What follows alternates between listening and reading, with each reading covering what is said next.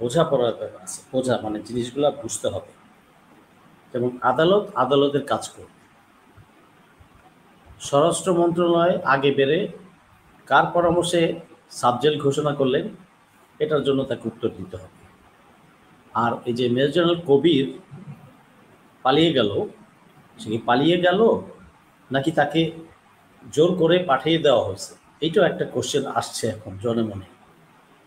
হ্যাঁ, তো এই যে অন্যায় করলো, এই অন্যায়কারী সে যেই হোক, বা একজন অপরাধী অপরাধী, তার সংজ্ঞা অপরাধী।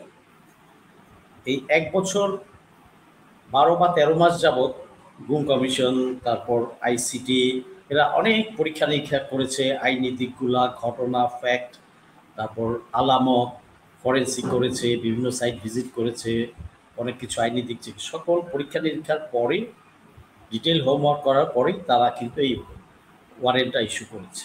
এমন না যে ১ মাস আগে সাবমিট হয়েছে এখনই ইস্যু করে দিই, নো, এটা বিস্তারিত পরীক্ষা নিরীক্ষা করা হয়েছে, দেখা হয়েছে যে কারা কারা আসলে প্রাথমিকভাবে দোষী আছে, সেইটার ভিত্তিতেই কিন্তু তারা সাফিসিয়েন্ট এভিডেন্স না থাকলে তো আইসিটি এটা ইস্যু করতো না। ডেফিনেটলি ওদের হাতে সাফিসিয়েন্ট এভিডেন্স আছে। তো এটা আইনের প্রতি শ্রদ্ধাশীল সবাইকেই থাকতে হবে, সেনাবাহিনীও আছে। আর এই যে সেনাবাহিনী বলে যে একটা ধোঁয়াশা, মানে একটা ঘোলা পানি তৈরি করে এই পলিটিক্যালরা, তারপর কী বলে বট বাহিনী, আওয়ামী লীগ স্পেন্সাররা, এরা করছে। সেনাবাহিনী কিন্তু সেনাবাহিনীর জায়গায় ঠিকই আছে, সেনাবাহিনী দেশপ্রেমিক, সেনাবাহিনীও চায় বিচার হোক। হাতে গোনা ওই কয়েকজন অপরাধী খুনি, এরা ছাড়া বাকি 100% সেনাবাহিনী চায় বিচার হোক। তারা আইনের প্রতি শ্রদ্ধাশীল, তারা আইন মেনে চলে, সেনাবাহিনীর ট্রেনিংই আইন মেনে চলা, তো তারা আইন মেনে চলে।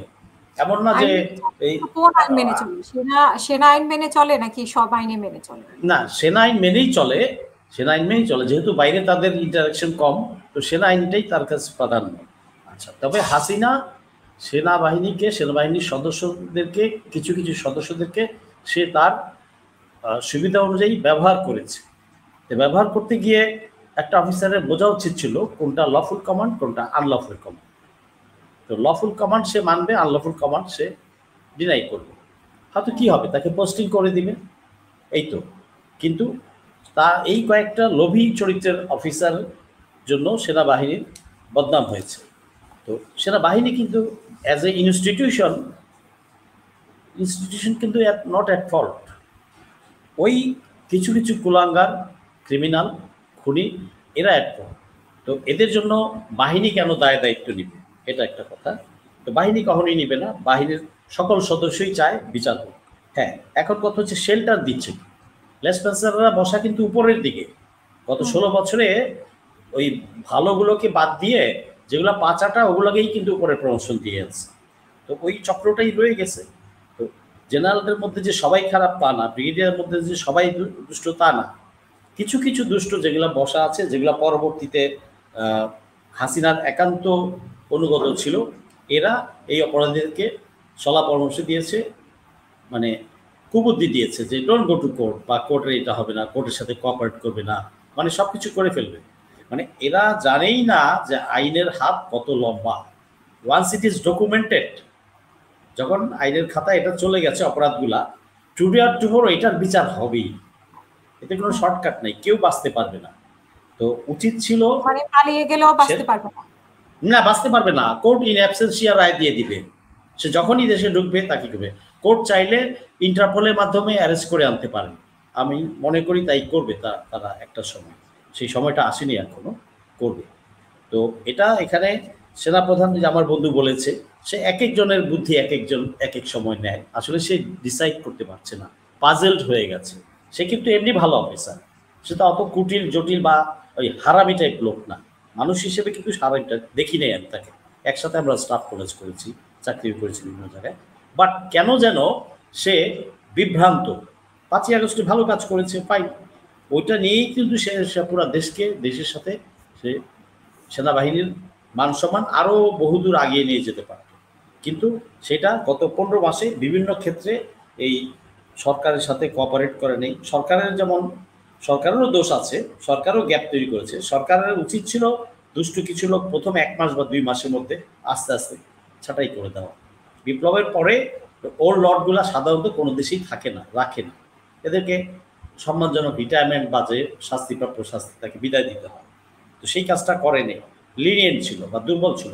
এবং উপদেষ্টা এতগুলা বসছেন, এই উপদেষ্টাগুলোও তাকে ডক্টর ইউনূসকে সাজেস্ট করেন নাই, আমি বিশ্বাস করি করেন নাই। কারণ ডক্টর ইউনূস অন্য লেভেলের লোক, তার সাবজেক্ট দুনিয়া ভিন্ন। এই ডোমেস্টিক লেভেলের চিন্তা ভাবনা সে কখনোই করেনি আগে, অ্যাডমিনিস্ট্রেশন কখনোই আগে চালাননি। অ্যাডমিনিস্ট্রেশন বলতে যা বোঝায়, ওই গ্রামীণ এনজিওর অ্যাডমিনিস্ট্রেশন আর একটা রাষ্ট্রের অ্যাডমিনিস্ট্রেশন আলাদা, সম্পূর্ণভাবে আলাদা। তো সেইখানে তার উপদেষ্টারা এই উপদেশ দেওয়া উচিত ছিল, সেটা যেমন করে নাই। আর যে কারণে হয়তো আমরা দৃশ্যমান আমরা যেটা দেখতে পাচ্ছি কেমন একটা গ্যাপ। আচ্ছা ফাইন, এইটাতে আবার ফুয়েলিং করে আমাদের পলিটিক্যাল লোকগুলা, তাদের নিঃস্বার্থে তারা উস্কানি দেয়। যেমন এই বিএনপি সালাউদ্দিন সাহেব আজকে না গতকালকে একটা ইয়েতে বলেছেন যে অতি বিপ্লবী হতে নাই। আরে ভাই, আপনি ছিলেন কোথায়? আপনি তো ওই পারে স্বেচ্ছায় নির্বাচনে গিয়েছিলেন। আপনি বিপ্লব আর অতি বিপ্লব বলার কেউ না। You are not the man to talk about biplob. You don't qualify mister, you don't qualify. হ্যাঁ, তো আপনার এটা কি করা যায় না। আপনি নিজেই কিন্তু বিতর্কিত দলের মধ্যে এবং দলের পুরো দেশের কাছে। সো আপনি আপনার জায়গাটা আগে বুঝুন। আপনি থাকতে পারেন গুডবুকে, বাট আপনার এলাকার মানুষ কিন্তু আপনার সাথে নাই, জনগণও আপনার সাথে নেই। আপনি আপনার সম্বন্ধে কত কিছু কথা বলেন, সেখানে আমি বলতে চাচ্ছি না।